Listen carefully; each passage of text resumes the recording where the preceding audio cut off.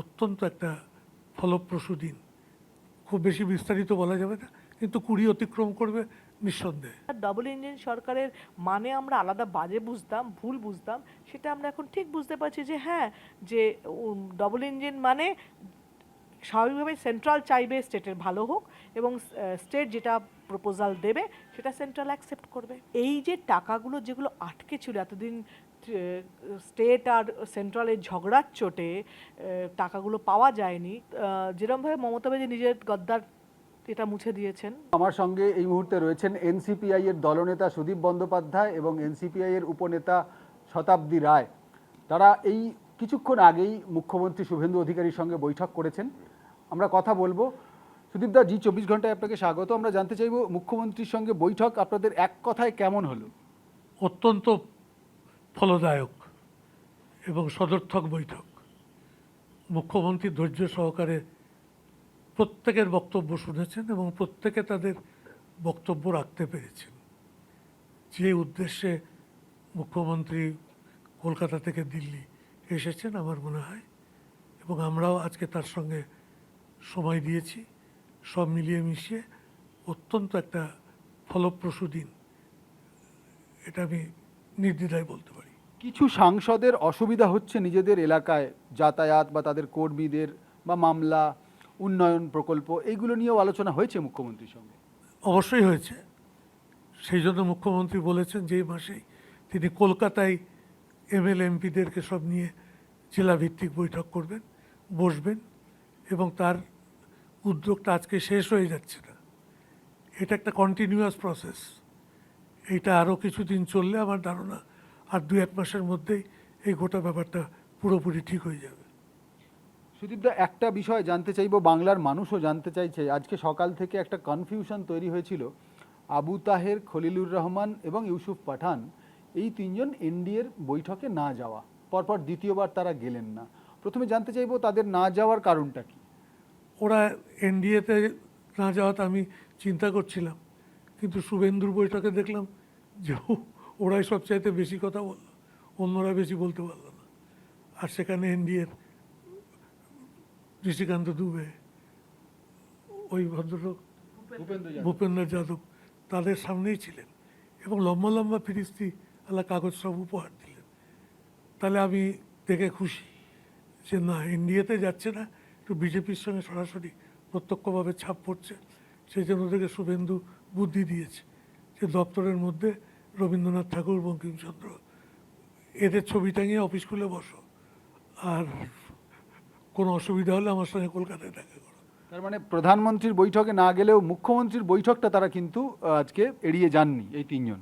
এনডিএর বৈঠক প্রধানমন্ত্রীর বৈঠক বলে চিহ্নিত করা ঠিক নয়, এটা এনডিএরই বৈঠক। এটা অনেক দলের প্রতিনিধিরা থাকেন, প্রধানমন্ত্রী তাদের নেতা, সেই হিসাবে তিনি উপস্থিত থাকেন। আজকে তিনি কোনো বক্তব্য রাখেননি, আগের দিনেও তিনি কোনো বক্তব্য রাখেননি, তিনিও শ্রোতা হিসাবেই থাকছেন। কিন্তু এই তিনজন আমরা বলতে পারি যে তাদেরকে নিয়ে বাজারে যা গালগপ্প হচ্ছে এগুলো ঠিক নয়। ওরা এনসিপিআই ছেড়ে কোথাও যাচ্ছে না। আপনি নেতা, আপনার নেতৃত্বেই সবাই রয়েছেন। আবু তাহের, খলিলুর রহমানরা বলছেন যে আমরা এনসিপিআইতে রয়েছি কিন্তু এনডিএতে নেই। এটা কতটা ঠিক? এটা তো একটা স্ববিরোধী কথাবার্তা। তার কারণ এনসিপিআই তো এনডিএকে সমর্থন করেছে। আবার কালকে বলে দেবে তোমাদেরকে যে আমরা দুটোতেই আছি। ওরা রোজই একটু এদিক ওদিক করে।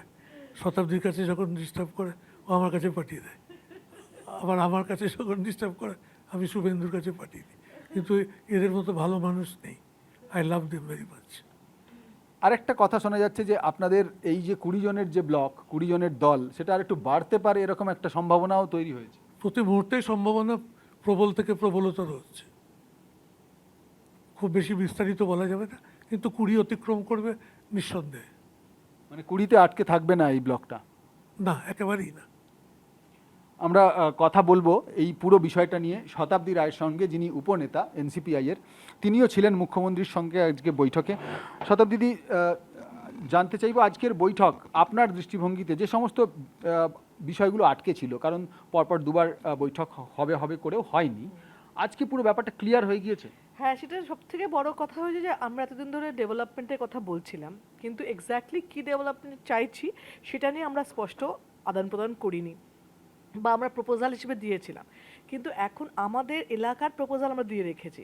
তো এবার আজকে যেটা হয়েছে, চিফ মিনিস্টারের থেকে প্রপোজাল এসে গেছে, মানে ধর আমরা 5,000 অন্নপূর্ণা ভাণ্ডার আমাদের অ্যালটেড যারা তাদেরকে দিতে পারি, বৃদ্ধ পেনশন যেটা ওল্ড পেনশন সেটা দিতে পারি, তারপরে হসপিটাল, কিছু রাস্তা, কতগুলো করে এমপির কে অ্যালট করেছে সেটা আমরা খুব ক্লিয়ার হয়ে গেছি। সুতরাং আমি যদি আমার ওখানে 5টা রাস্তা বড় দিতে পারি, 5টা রাস্তা রিপেয়ার দিতে পারি, আমি তারপরে হসপিটালগুলো দিতে পারি যেখানে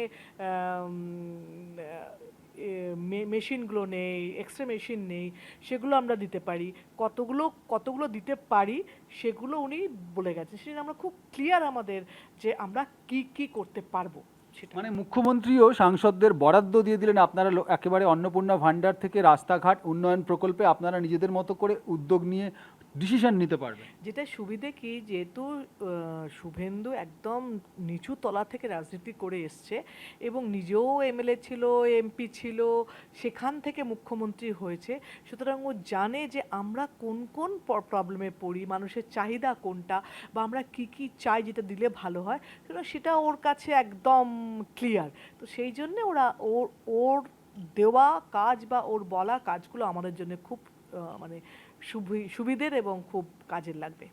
তাহলে এক কথায় বলা যেতে পারে, আপনারা তৃণমূল কংগ্রেস ছেড়ে এনসিপিআইতে আসার পর এই যে ডাবল ইঞ্জিন সরকার আর আজকে মুখ্যমন্ত্রীর সঙ্গে দেখা হওয়ার পর পুরো বিষয়টা যখন পরিষ্কার হয়ে গেল, উন্নয়ন মানুষ যেটা চান, এলাকা আপনি যাদের ভোটে জিতে এসেছেন তারা যেটা চান, সেই কাজ করার ক্ষেত্রে অনেকটা সুবিধা হবে। দেখো, ডবল ইঞ্জিন সরকারের সুবিধে কি সেটা সত্যি আজকেও আমি বললাম যে এটা ফল পাচ্ছি। প্রথম কথা হচ্ছে স্টেটে যেটা দেওয়া হচ্ছে সেটা খুব স্বাভাবিকভাবে জানি সেন্ট্রাল থেকে পাওয়া যাবে। সেন্ট্রাল থেকে যে টাকাগুলো এই এত অবধি এখনও 3,000 কত কোটি টাকা আগের পেয়েছে, আগামী দিনে 24,000 কোটি টাকা করে, এই যে টাকাগুলো যেগুলো আটকে ছিল এতদিন স্টেট আর সেন্ট্রালের ঝগড়ার চোটে টাকাগুলো পাওয়া যায়নি, সেই ঝগড়াটা নেই বলে এই উন্নয়ন তো সেটাই। আমি ধরুন এতদিন ধরে আমার এলাকায় শুধু এমপি ল্যাডে 5 কোটি উন্নয়ন করতে পেরেছি, আমি রাজ্য সরকার থেকে কিছু পাইনি বা সেন্ট্রাল থেকে পাইনি, এটা করতে পারিনি।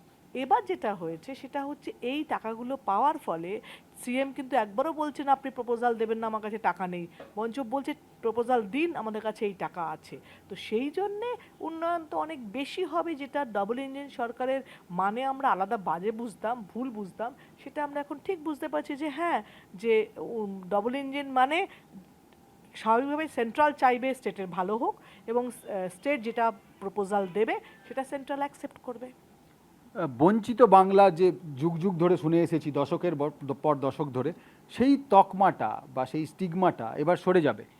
দেখুন, আয়ুষ্মানের টাকা নেওয়া হয়নি, বাংলা ঘরের টাকা নেওয়া হয়নি, যেগুলো নেওয়া হয়নি নর্মালি কি হতে পারত, ধরুন যদি এই স্কিমগুলো তো ছিল সেন্ট্রালে, সেগুলো ধরুন 2 টাকা যদি পেতাম, তাহলে আমার যে 2 টাকা আছে, যেটা আমি এমপি ল্যাডের ক্ষেত্রে বলি, সেই 2 টাকা আমি অন্য জায়গায় ইউজ করতে পারতাম। কিন্তু ঝগড়ার জন্য যেহেতু এই 2 টাকা নেওয়া হয়নি, তাহলে আমার এই 2 টাকা সেখানে খরচা হয়েছে, তার ফলে আমার মানে স্টেটের থেকে নিজস্ব তহবিল থেকে খরচা হতেই থেকেছে, তারপরে লক্ষ্মীর ভাণ্ডারে এত টাকা দেওয়া খরচা করে আর উন্নয়নগুলো হতে পারেনি। কিন্তু যেহেতু এই টাকাগুলো যে খাতে যাচ্ছে সেই তে খরচা হলে, সুতরাং স্টেটের কাছে টাকা বাঁচবে এবং স্টেট অন্য জায়গায় সেটা উন্নয়ন করতে পারবে।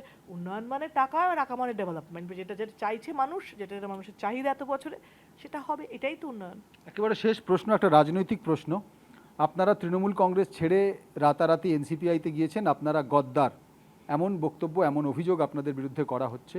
এই গদ্দার স্টিগমাটা তো আপনাদের লেগে গিয়েছে, আপনারা মমতা বন্দ্যোপাধ্যায়ের সঙ্গে বিট্রে করেছেন, সেটাকে মুছে দেবেন কিভাবে? গদ্দার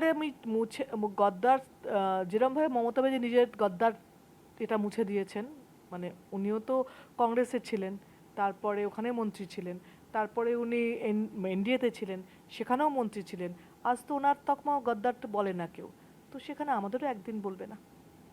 অনেক অনেক ধন্যবাদ। একেবারেই এনসিপিআই এর নেতা এবং উপনেতার সঙ্গে জি 24 ঘন্টা কথা বললো এবং তারা দুজনেই যেটা বললেন যে তাদের যে গদ্দার বলা হচ্ছে, মুখ্যমন্ত্রী থাকাকালীন মমতা বন্দ্যোপাধ্যায় তারা তাদের সঙ্গে ছিলেন এবং তারপর তিনি কংগ্রেস যখন ছিলেন তখন থেকে তৃণমূল কংগ্রেস তৈরি করা, একসময় এনডিএতে যাওয়া, তিনি যদি গদ্দার না হন তাহলে তাঁরাও গদ্দার নন এবং এলাকার উন্নয়নই তাদের এখন ফোকাস, এমনটাই জানাচ্ছেন সুদীপ বন্দ্যোপাধ্যায় এবং শতাব্দী রায়রা।